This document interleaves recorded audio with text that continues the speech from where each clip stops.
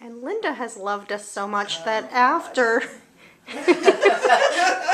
after she retired from working here, she decided to come back on Tuesdays and volunteer. Yes. How did you come to work at the library? What were some of your favorite memories of being I here? volunteered in 1984 at the old building when my daughter went into kindergarten or first grade, I don't know. And that's it. I got a job after a couple years. Sheila said, "Do you want to work?" And I this said, is okay. Linda. And I interviewed, and that was it. They were open from 10 to 2, and from they weren't even open in the evenings. They just started like till 8 o'clock, shortly after we moved out of the old building. But mostly it was 10 to 2. Sometimes there wouldn't be anybody in there So till you noon. got to move the library. What was Yes. that like? Yes, that was horrible. I can imagine. That was terrible. We worked right along the construction men, putting the books on the shelf.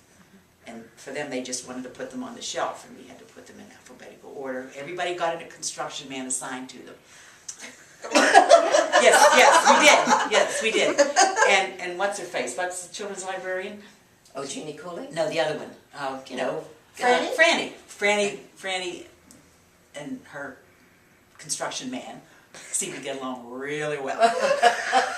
So that was fun. But, yeah, it was horrible. Carol was just, it was just overwhelming. That's a big job, I can Never imagine. Ever do it again. And then they put the edition on, and that was another thing. The children's edition. That was horrible. Did you get a construction man assigned? No, to we you? didn't get no. Maybe in children's they did, but we did not get our own. Did you have a construction man, Barbara? Do you remember? No, we had no boxes and boxes and boxes, but no construction man. Linda, your job was doing the overdues, and I still Yes. remember when you started calling Oh. your first 2 callers.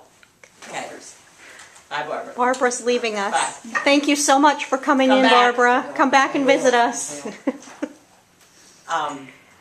Yes, I took the overdues over and from Sheila, and who got them from Norma, who got them from. Anyhow. Always had overdues. Yes, and It's she a told me, library. you call and say this book is overdue. Well, my first phone call, I called and I said, would you please tell Mr. So-and-so the book? And the woman burst out crying and she said, he just died this morning. Oh no, that's a terrible way to start a conversation. And I thought, okay, well, would you still bring the book back? I don't know. What do you say? I can't, I don't know. But yeah, that was my first overdue call many, many moons ago. And then the second one I remember Yes, was answered by a teeny tiny little voice. yes. And you were saying, can I speak to your mother? She's not here. Can I speak to your father? He's not here. Well, is somebody there? No. And you hung up, you said, okay, I'll call back later. You were ready to call the police. Oh, I vaguely remember that. That's Yes, right, there because was you no thought one there was home. this kid, there was no one home That's for this right. kid. So you were going to call the police on them. That's right, that's right. A lot of interesting calls when do you still calling overdues or no? Yes. A lot of Still interesting overdues. responses when you call the overdue people. Besides that, they've never had the book out. Right, they're in the trunk, I can't help it, my son has them, my ex-husband took them, and he's not here any longer, that kind of stuff. Yes. Yeah, story in reverse one, yes. You continue though, you marched Yes, on. yes, until the day I walked out of here. And then she marched back in. And I marched back in because my husband's retired and we don't need to spend that much time together. Even though he's not here. And you always threatened to send the library police after them. Yes. Because, There was a library police that people didn't realize. okay. I've enjoyed talking to all of you. This has been entertaining. Thank you. You're welcome. And look for yourself on YouTube.